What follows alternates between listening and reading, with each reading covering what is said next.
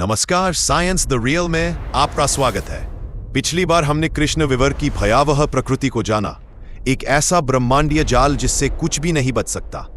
लेकिन क्या यह पूरी कहानी है? आज हम एक ऐसे विचार की खोज करेंगे जिसने भौतिकी की दुनिया को हिलाकर रख दिया।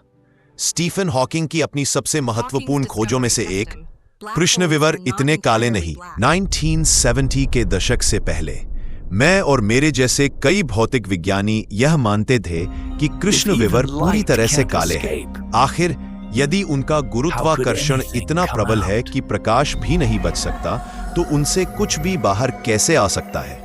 लेकिन जब मैंने क्वांटम यांत्रिकी के सिद्धांतों को कृष्ण विवर पर लागू करने की कोशिश की, तो एक आश्चर्यजनक परिणाम सामने आया।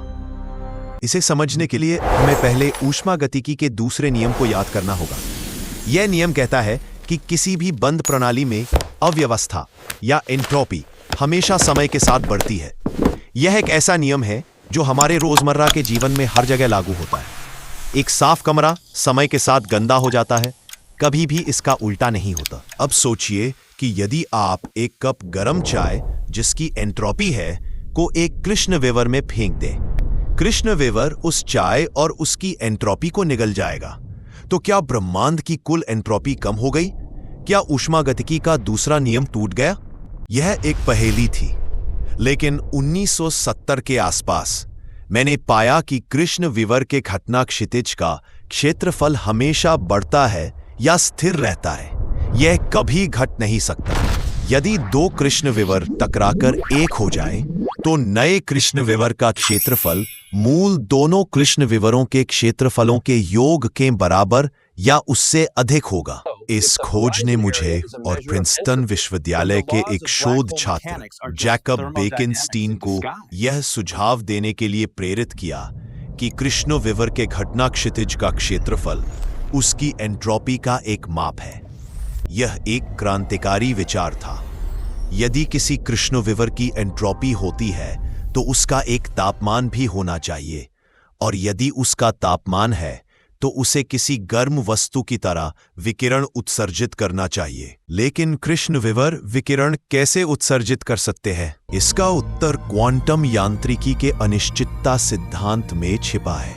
इस सिद्धांत के अनुसार रिक्त स्थान वास्तव में रिक्त नहीं है।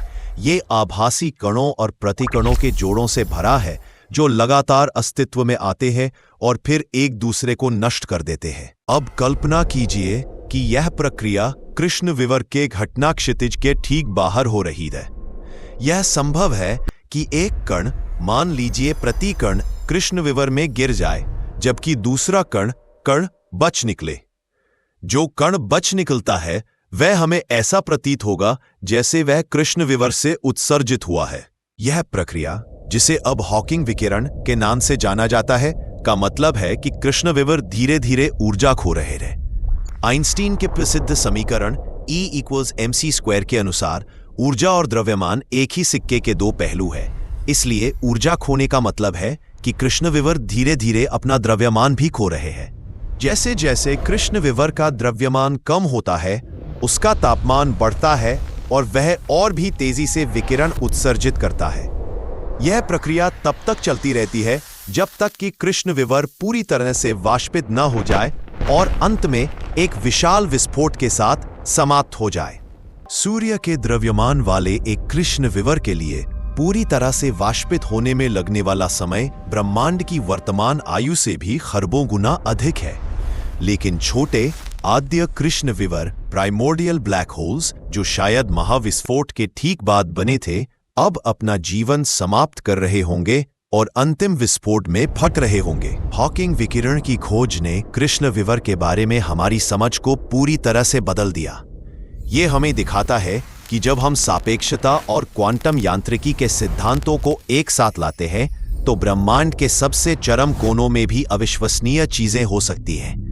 लेकिन ब्रह्मांड की शुरुआत कैसे हुई और इसका अंत कैसे होगा, ये जानने के लिए साइंस द रियल पर हमारी श्रृंखला का अगला एपिसोड देखना न भूलें। ब्रह्मांड का उद्भव और उसकी नियति देखने के लिए धन्यवाद।